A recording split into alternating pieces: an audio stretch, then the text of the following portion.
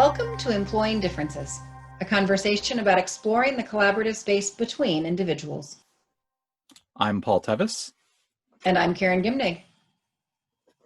Each episode, we start with a question and see where it takes us. This week's question is, do we have to have this conversation? So I think the starting point is, what is this conversation?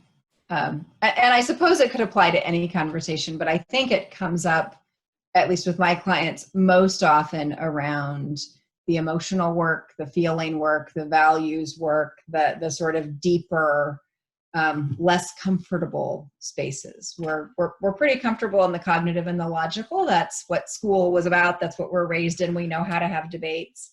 But if you go off into that kumbaya, touchy-feely stuff, that we begin to get that, do we have to do this kind of question? I remember working with a team a number of years ago that was going through the early phases of really becoming a team. A number of people were new to the company. A number of people were right out of school. And they were also grappling with some pretty difficult technical challenges, the software development team. And as part of that, as I was working with them, we were talking a lot about how they wanted to work together. And they were having, and they were also talking a lot about what it was like at that sort of, relational and emotional level. And I remember our product manager at one point coming out of a meeting and then walking into a small room saying, I don't want to talk about my feelings for a while. Because we had been.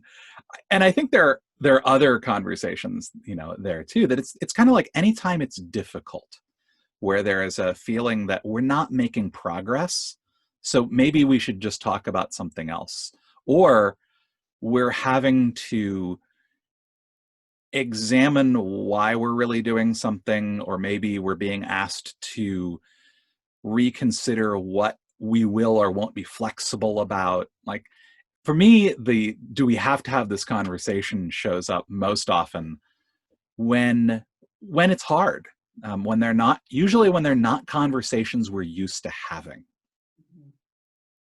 I think that's absolutely true. And it's the conversations we're not used to having them, and thus we don't know how to have them. Totally out of our comfort zones. We're feeling pretty vulnerable.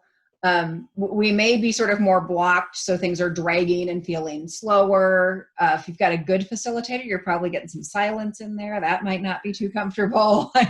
So there's all of that in there. And then the question comes up, do we have to have this conversation? And for me, the answer is, that depends. If I'm your facilitator, I'm not going to tell you you have to. Not my job. But it is my job to sort of predict for you what the consequence, what the outcome, what the impact of that choice will be. And I would say 9 times out of 10, I'm working with a client who has very clearly said to me, I want to be in consensus. I want to be a strong, agile team. I want a team where people can show up with ideas. I want creativity, and I want integration across things. And I want communication to be really good. And I'm going to say that almost always avoiding that conversation, whatever it is going to reduce the effectiveness of all those other things I just talked about. Yeah. My experience is that the answer, do we have to have this conversation? The answer to that question is only if you want a different result than the one you've been getting. Yeah. Because if the difficulty that you're experiencing is in having the conversations you're not used to, they're trying to use skills that you haven't fully developed yet, if they're changing the normal patterns of interaction that you might normally have, if you don't have the conversation, you're going to get the result you always get. You're going to fall back into your old patterns, and nothing's going to change. And that actually can be okay, right? You might have been, I will ask this of my coaching clients sometimes, because they'll say, I want X, I want to grow, I want to do this thing, we want to work differently. And I will ask them at various points when we get into those difficult conversations, do you still want that now? Like, you said you wanted this. I'm okay with you changing your mind. if you want that, then I recommend you keep having this difficult conversation, or there may be some other things we can do about it. But so I think the answer is, do we have to have it? If you want things to change, yes. Yeah. And I think holding that intention around it, I think often if we're asking ourselves, do we have to do this? We're so good at coming up with, but we could just do it this other way. Well, we could not talk about that part. We could focus over here.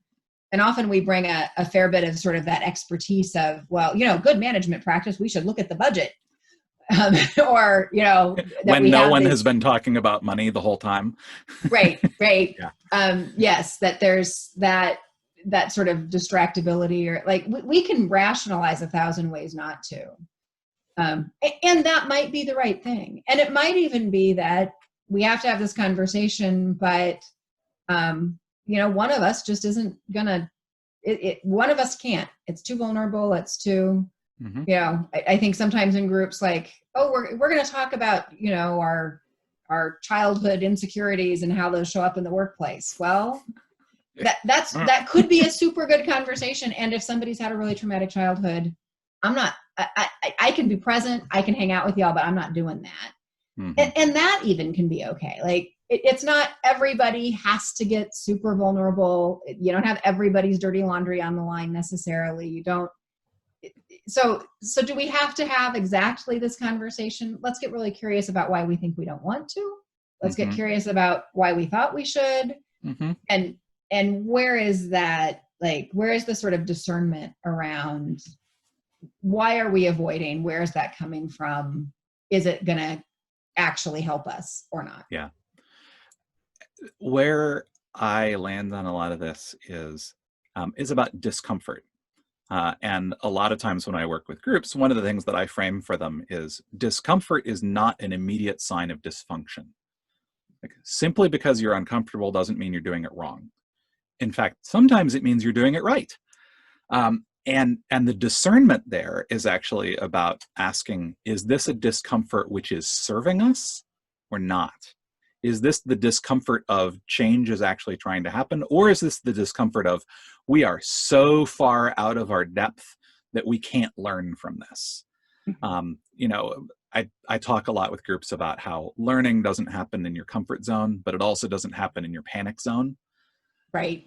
And recognizing when so much has come up and we're so far away from what is familiar and comfortable that we now no longer can even learn from this process. And it is going to be traumatic or things like that. And we're going to retrigger all sorts of stuff. Like, I'm not saying, oh, if it's uncomfortable, if it hurts, do it. That's not it either. And so I think what you're pointing to is that when we notice that discomfort, when we start asking, do we have to have this conversation? It can be useful to, if possible, to step back and go, so what is it about this conversation that makes it difficult? What might be a slightly easier version of that would still be useful to us? That might be a little closer, might be a little safer, a little easier for us to do, so that we're still pushing outside of our comfort zone, but not so far out of it that we aren't able to move forward at all. Yeah. Another way I frame that for folks is, a lot of the communication that I work that I do is inviting vulnerability. And we know that if we want to be connected and we want to have really strong, safe, trusting relationships, that ironically vulnerability is the road to safety. That's this piece. But the advice that I give folks is you need to do your own vulnerability management. Mm-hmm. And so if you're in this space doing this exercise or having the conversation and you're uncomfortable and it feels a little awkward and strange and vulnerable, and that's exactly your growth spot. Like, that's probably exactly where you want to go. If you are ready to crawl out of your skin and all you want to do is run screaming from the room, don't go there. Like, don't go that deep. Don't share that much. Don't, so when I say stretch into vulnerability, it is within that safety parameter that you're talking about. Yeah. And sometimes it is the level of feeling that tells you which way to go. Yeah. Yeah. Yeah. Not all discomfort is useful. Yes. So once again, we're on the themes of curiosity and discernment and sort of looking at what's behind and what's underneath and what do we think the likely outcomes actually will be. Yeah. Cool. Well, I think that's going to do it for us for today. So until next time, I'm Paul Tevis. And I'm Karen Gimnick, and this has been Employing Differences.